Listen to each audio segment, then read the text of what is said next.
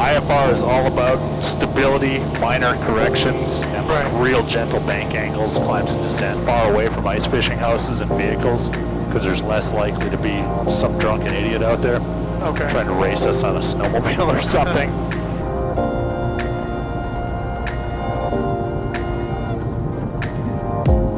It is curved. That's funny. Oh, baby. Keep that nose wheel up. There's 60. Rotate. Tap of the brakes. If you get into that deep snow, we're going to have a very difficult conversation with the airplane owner. Nice. I sense a cool YouTube video coming. Again, this is not instruction. Camera, are you ready to fly this airplane down to 200 feet above ground and then flip your... Okay, so we're going to do that. Julia 2053 Zulu. You want to give me IFR clearance? But it's a problem because where we're going isn't really an airport, so just put Brainerd in the flight plan. So, ready for your instrument clearance? Okay. All right, November 418 Echo Sierra, you are cleared to Iceport International Airport via radar vectors. On departure, fly runway heading. Climb maintain 2,500 feet. Expect 5,000, 10 minutes after departure. Contact Minneapolis Center on 121.05, squawk 1200. Cessna 418 Echo Sierra, St. Cloud, ground runway 31, taxi via Echo, Charlie Alpha, cross runway 5. 31 Echo Charlie Alpha, cross 5 at Alpha, 418 Echo Sierra. That was kind of a weird one. Hell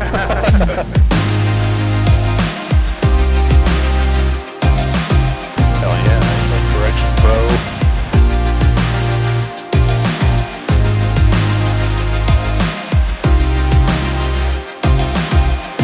There's center lines for professionals, but we could use it too. Hey-o. Number 418 Echo Sierra, runway 31, clear for takeoff, winds 29010. 31 clear for takeoff, 418 Echo Sierra. He might not say it at all, but you know, the frequency change approved. Okay. We might not hear that for several minutes taking off on a clear VFR day, but we'll pretend that we hear it at like 1,000 feet. Okay. Ready? I am ready. Let's go. Looking good. I see 3-1 on the runway. 3-1 on the HSI. 3-1 confirmed. Nice. Engine's looking good. 15. 5. Nice crab immediately. Yeah.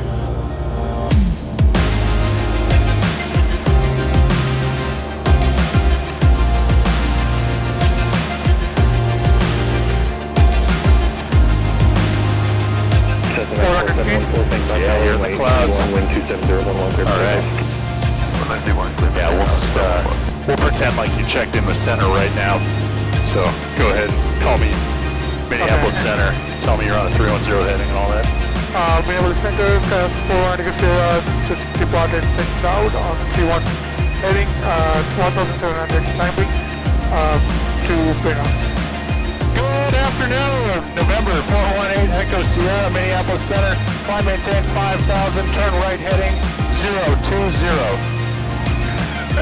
Do you like how they sound?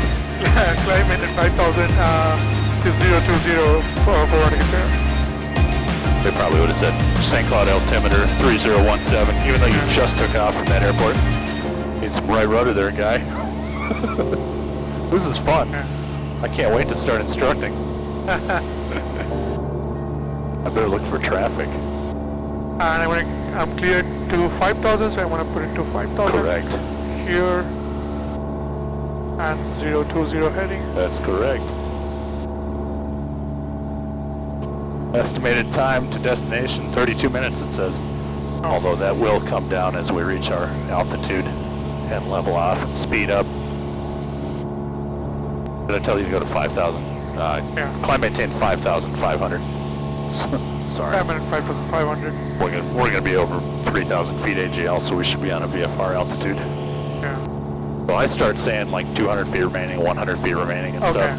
Do you know the leveling off rule where you use 10% of, okay. Right. So if you're climbing 500 feet per minute, you level off at 50 feet. 50 feet. Yeah, you got it. Hell yeah. Scanning for traffic here. Two of the most powerful things in your arsenal as pilot in command are the words unable and the word standby. November 418 Echo Sierra, Minneapolis Center. I have a reroute for you. I can give you a shortcut direct to a fix. Advise ready to copy. Ready to copy 418 Echo Sierra. November 418 Echo Sierra, Minneapolis Center. You are cleared direct to the Linder intersection. Lima, India, November, Delta, Romeo. Descend and maintain 3000 at pilot's discretion. Cross Linder intersection at 3000. So now you've got this aspect of descent planning to deal with. Yeah. They told you can descend at your discretion. And then that is about 30 miles out. Correct. So we can... You know the 1 in 3 rule? It takes you about 3 miles to descend 1,000 feet if you're at these speeds at 500 feet per minute. So like IFR is all about stability, minor corrections, and like real gentle bank angles, climbs and descents. Like usually flying GA, you don't really need to climb or descend more than 500 feet per minute. Definitely not more than 1,000 feet per minute. November 418 Echo Sierra, Minneapolis Center. Upon crossing Linder, descend and maintain 2,500. Turn left heading 280. 4500, runway 31, taxi via Alpha.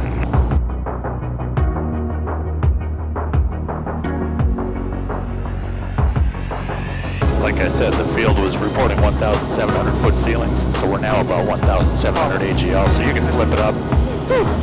November 418 Echo Sierra, Minneapolis Center, report field in sight. And I think it's over there. Yeah. So you can proceed over there.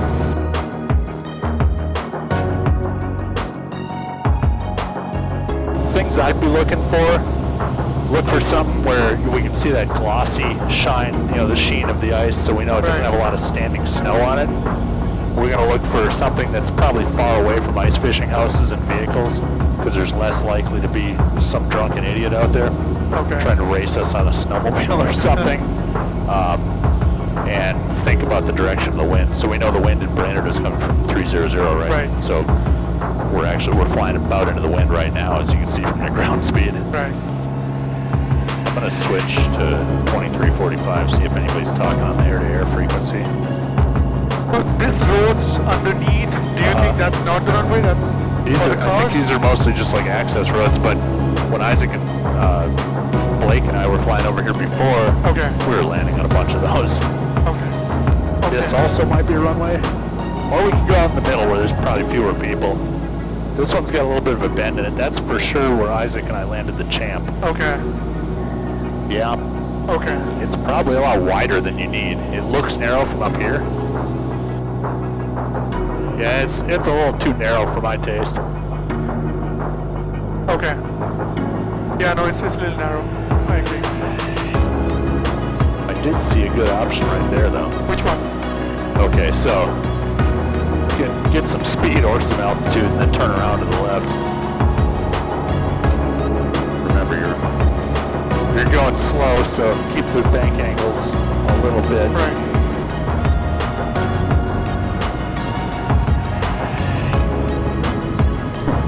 Yeah, it is curved. That's funny. Great job. Oh, thanks. My first time landing on ice. I have to taxi around and see what's a suitable takeoff location. It's closed. It's closed. Yeah, we noticed that before. We kind of had to go around it. That's why we landed on that one. The brakes working well? Sorta. The right's locked up. Or the left, I mean, look at that. Oh, yeah. Oh, boy. It might be better to pulse them, kind of like ABS. It's like, no. Sweet. Alright. We're accelerating. We'll get to 60. We'll fly off. This is also a good straight. Yeah, I agree. Yeah. Pretty straight for a long. Yeah. They're plowing it now. Are they? Yeah, I see a car. Is there a pickup? Oh, funny. Just be aware if you do slip it that your airspeed indicator's not going to be accurate.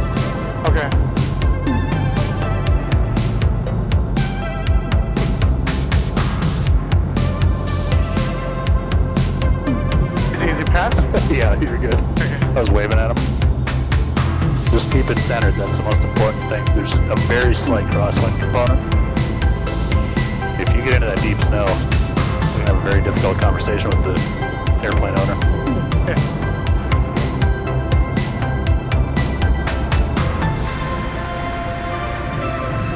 Nice.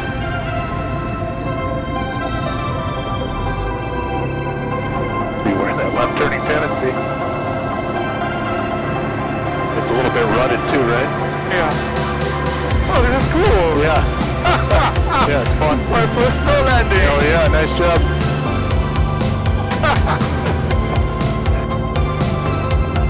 I sense a cool YouTube video coming. Look at this, we did an unofficial instrument lesson and landed on a lake. Keeping some power and try to bring it down soft.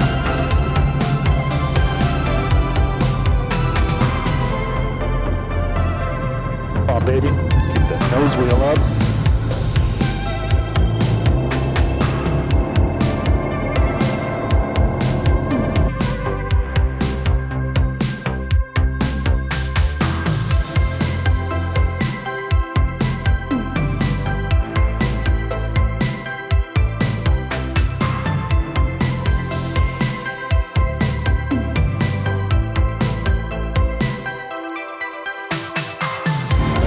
This is not instruction camera. I'm not a double I. I'm just a lowly private pilot with an instrument rating.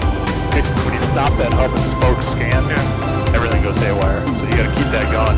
Doing pretty good. You're above glide path, so you can pull quite a bit of power out. You still have 500 feet remaining. Although, if you get back to glide path, it's going to close that gap pretty close. You're still right of course above glide path. All right, you're at minimum, so you can flip them up. Land the plane. And the instrument approach truncates at the 1,000-foot mark, so try to land there. Don't be in the habit of diving down to hit the numbers, because that's not officially where an approach terminates. But at this point, look, you got 2 whites and 2 reds. We made it. Was it pretty? No, but you know, we were safe. A little bit of a crosswind. Whoa! Isn't it weird? It's like playing a video game and then you come out and you gotta land a plane. I'd get some right rudder in there, man. Beautiful, nice. And that wraps up this flight. My friend Colin shared some more great instrument tips and tricks along the way, but I think those deserve a video of their own. I hope you all enjoyed my first ice landing. What a wild experience, right? If you like this adventure, do not forget to like, comment, and subscribe so you won't miss the next one. More adventures are just around the corner. See you in the next flight.